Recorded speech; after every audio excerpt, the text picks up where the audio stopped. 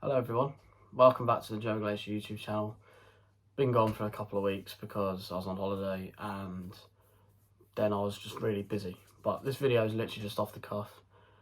We're just going to have a little chat about Bournemouth. I think they're in trouble, honestly I think they're in trouble.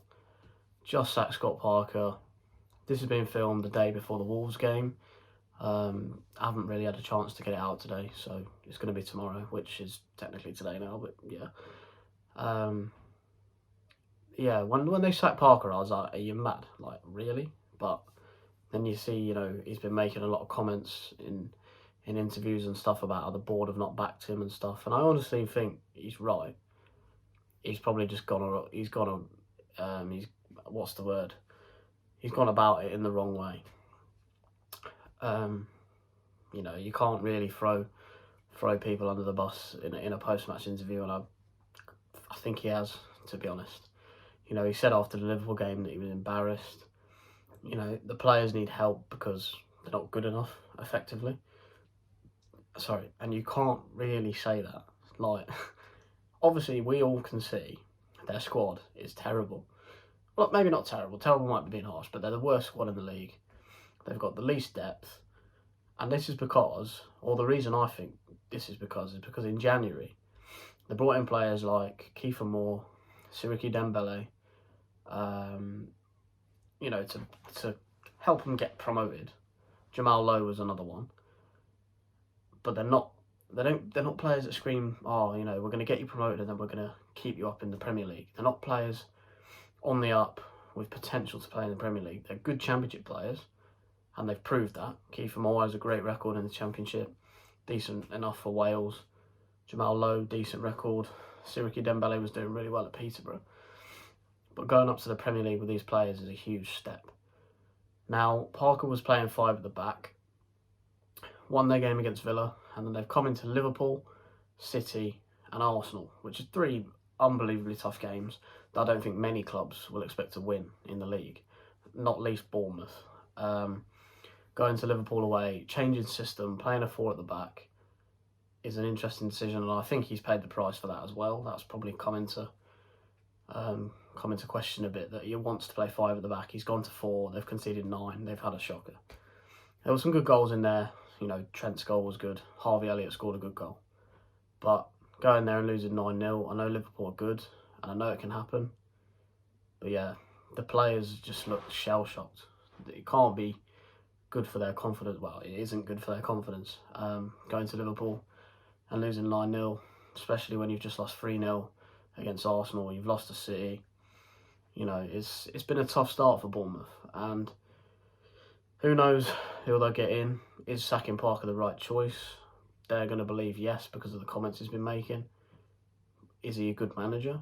Like, we've obviously seen him get them up, but at Fulham he also didn't rate Mitrovic, which was unbelievable considering, look at him now, 40 odd goals last season, 5 and 5 this season. So they are in big trouble. Yeah, obviously it remains to be seen who they get in. I saw Dyche was like leading favourite on Sky Bet when I had a look the other day. But I think they just need someone. They need players. They need a manager, but they need players. They're in talks to sign Jack Stevens, I believe, from Southampton. But for me, I don't see how that's going to help him. He's been sort of a squad player at Southampton for the last couple of years, been in and out, never quite nailed down a place there. So is he going to come into the Bournemouth side and really improve that backline? They brought in Marcus Senesi, who's looked pretty shaky so far, and he's been a good defender when he was at Feyenoord, and I think everyone was excited about that. They brought in Marcus Tavernier from Middlesbrough, who was a promising player, did well last year for Middlesbrough. But again, like, these signings, they've not really been like Premier League proven or top, Europe top 5 league players. They've all been players that have never played at the highest level. And while having a young squad and talented players can work, Bournemouth have a really young, inexperienced squad. They lost Steve Cook to Nottingham Forest last January, I think, which is a lot of experience, someone who's captained in the Premier League.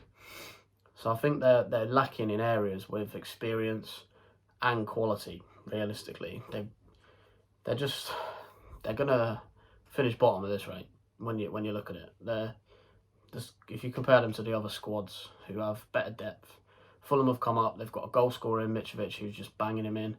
They brought in Andreas Pereira, who looks really good so far. He's a bit of a diving sheet, as I saw at Fulham last night. But they look a well-drilled side. Silva's got them playing some good stuff. They were good on the counter against Brighton. Pains me to say that, being a Brighton fan, and we didn't play very well. But full credit to Fulham. I thought they deserved the win. But they look, good at home, which has been the main thing. They drew against Liverpool. I need to stop doing my hair. They drew against Liverpool and played really well. They pressed them high at the pitch. Mitrovic scored twice. Even like Neeskens Cabano caused a lot of issues last night against Veltman. And I don't really think Cabano's that good. Like, he's done all right in the Championship, but never had the chance in the Premier League. Or is that because the managers just haven't believed he's good enough? And he looked like a live wire last night. And Anthony Robinson was class for Fulham as well. I thought, sort of watching as a neutral, trying to take my Brighton shades off. But this is not about Fulham Brighton. This is just about, in comparison to Bournemouth, Fulham are much more better equipped than Bournemouth. They've got a goal scorer, as I said, who's going to bang in. Well, at this rate, he's going to get 40 goals, but he's going to get 10 goals at least.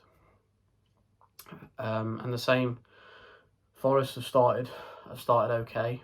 Obviously, they've brought in 448 players, but I know they lost a lot as well. It remains to be seen how that sort of recruitment strategy is going to go for them. But in comparison to Bournemouth as well, they've got a lot more Premier League ready players. Jesse Lingard with experience, Steve Cook with experience, Dean Henderson experience, and other players that can come in that shone last year. Lewis O'Brien, Toffolo. So I think the clubs that have come up with Bournemouth just look better equipped to me. So obviously today, which is technically tomorrow for me now, but today is deadline day. So it'd be interesting to see if Bournemouth do anything. Without a manager, surely that just complicates it, like getting players in and stuff. Because a certain manager is going to want to play a certain way and might want players for that system. We've seen at Brighton with Potter. He's been there for 3-4 years. He's built in what he wants to do. He's bringing players in that fit his tactics, so he can change tactics numerous times during the game. It's difficult to do that at a club when you've just come in, you're trying to stay up. But for these clubs like Bournemouth, winning your home games is so key. Like when Brighton first came up, we were really good at home.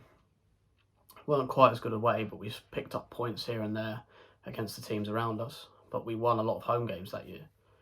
Now we've become terrible against teams that we should beat, and we go and beat Man United away and West Ham away. But yeah, I fear for Bournemouth because I think they're going to struggle. Their squad just looks weak. It's a bit thin. Obviously, they've lost David Brooks, who got diagnosed with cancer, but he's playing for their 21s, I think. So could he come back and make an impact? It's very hard to say with what he's been through, and very hard to put on his shoulders, like, you need to come and save us. So don't think they should put too much pressure on that, but he will be a key return when he comes back. So I just wanted to make this quick video and just talk about it, not edit it, just off the cuff, and say that I think Bournemouth are going to struggle, and they are in a tough place. So yeah, we'll see what they do on deadline day today, whether they bring any players in, but I think it's going to be a long season for them. But that is all I'm going to waffle about. I don't want to keep you too long, so hopefully you've watched till the end. If you've liked this video and enjoyed it, then give it a like. I'll be doing more videos as much as I can, really. As whenever I get 20 minutes or whatever, I'm just going to film a video, talk about something and whack it on there. I'm also doing TikTok as well, which I'm literally getting like 20-30,000 views every video at the moment, just doing like improving teams. But there's going to be more content on there as well. Hopefully I get more followers and stuff, more people see it. Share it around. I love having a conversation in the comments and stuff over there, so if we can get that over to YouTube, that'll be good as well. Just creates more engagement between me and people watching, not fans or whatever, but just having conversations with other people about football.